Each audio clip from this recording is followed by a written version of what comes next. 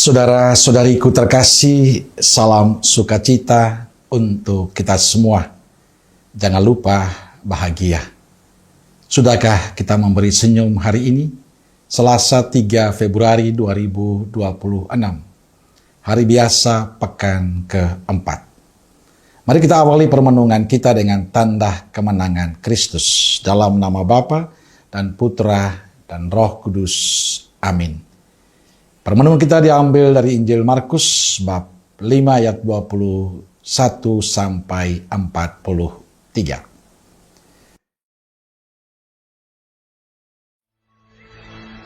Sesudah Yesus menyeberang lagi dengan perahu, orang banyak berbondong-bondong datang lalu mengerumuni dia.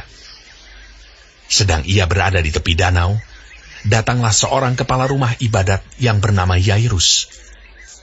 Ketika ia melihat Yesus, tersungkurlah ia di depan kakinya dan memohon dengan sangat kepadanya. Anakku perempuan sedang sakit, hampir mati. Datanglah kiranya dan letakkanlah tanganmu atasnya, supaya ia selamat dan tetap hidup. Lalu pergilah Yesus dengan orang itu. Orang banyak berbondong-bondong mengikuti dia dan berdesak-desakan di dekatnya. Adalah di situ seorang perempuan yang sudah 12 tahun lamanya menderita pendarahan. Ia telah berulang-ulang diobati oleh berbagai tabib, sehingga telah dihabiskannya semua yang ada padanya. Namun sama sekali tidak ada faedahnya. Malah sebaliknya, keadaannya makin memburuk. Dia sudah mendengar berita-berita tentang Yesus, maka di tengah-tengah orang banyak itu, ia mendekati Yesus dari belakang dan menjamah jubahnya. Sebab katanya, asal ku jamah saja jubahnya, aku akan sembuh. Seketika itu juga, berhentilah pendarahannya, dan ia merasa bahwa badannya sudah sembuh dari penyakitnya. Pada ketika itu juga, Yesus mengetahui bahwa ada tenaga yang keluar dari dirinya. Lalu ia berpaling di tengah orang banyak dan bertanya, "Siapa yang menjamah jubahku?" Murid-muridnya menjawab, "Engkau melihat bagaimana orang-orang ini berdesak-desakan dekatmu, dan engkau bertanya siapa yang menjamah aku." Lalu ia memandang sekelilingnya untuk melihat siapa yang telah melakukan hal itu. Perempuan itu yang menjadi takut dan gemetar ketika mengetahui apa yang telah terjadi atas dirinya, tampil dan tersungkur di depan Yesus, dan dengan tulus memberitahukan segala sesuatu kepadanya. Maka katanya kepada perempuan itu, "Hai anakku, imanmu telah menyelamatkan engkau. Pergilah dengan selamat dan sembuhlah dari penyakitmu." Ketika Yesus masih berbicara, datanglah orang dari keluarga kepala rumah ibadat itu dan berkata, "Anakmu sudah mati. Apa perlunya lagi engkau menyusah-nyusahkan guru?" Tetapi Yesus tidak menghiraukan perkataan mereka dan berkata kepada kepala rumah ibadat, "Jangan takut, percaya saja." Lalu Yesus tidak memperbolehkan seorang pun ikut serta, kecuali Petrus, Yakobus, dan Yohanes, saudara Yakobus. Mereka tiba di rumah kepala rumah ibadat, dan di sana dilihatnya orang-orang ribut, menangis, dan meratap dengan suara nyaring. Sesudah ia masuk, ia berkata kepada orang-orang itu, "Mengapa kamu ribut dan menangis? Anak ini tidak mati, tetapi tidur." Tetapi mereka menertawakan dia. Maka diusirnya semua orang itu. Lalu dibawanya ayah dan ibu anak itu, dan mereka yang bersama-sama dengan dia, masuk ke kamar anak itu. Lalu dipegangnya tangan anak itu.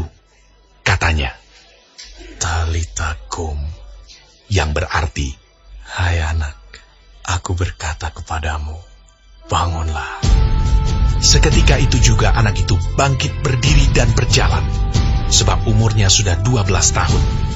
Semua orang yang hadir sangat takjub. Dengan sangat ia berpesan kepada mereka, supaya jangan seorang pun mengetahui hal itu. Lalu ia menyuruh mereka memberi anak itu makan. Saudara-saudariku yang terkasih, dalam Injil hari ini diceritakan tentang Yesus menyembuhkan anak perempuan Yairus yang sakit dan seorang perempuan yang sudah 12 tahun menderita pendarahan.